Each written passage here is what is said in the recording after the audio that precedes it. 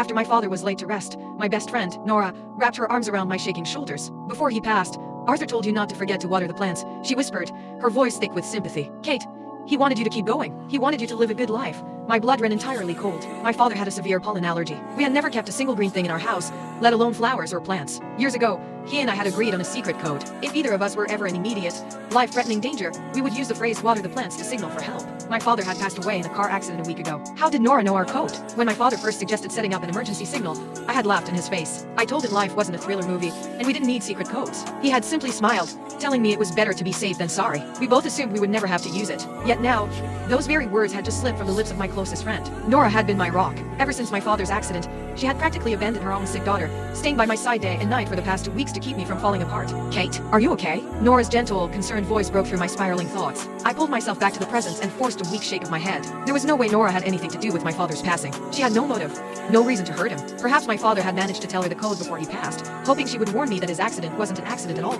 I clenched my fists, forcing a fragile smile onto my face. I'm okay, really. I squeezed her hand. Her palm was burning hot, making my icy fingers ache. Nora, you've been with me for so long. You should go home. Mona must miss her mom. Nora held on tighter. My mother is watching, Mona. I'm not leaving you alone like this.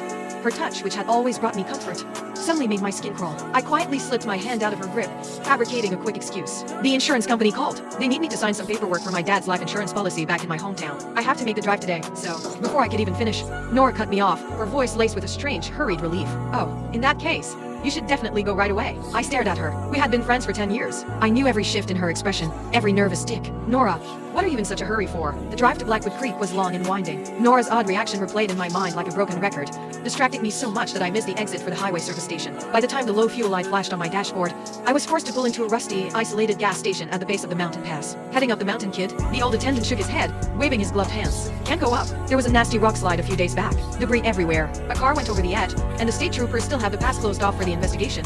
My grip tightened on the steering wheel.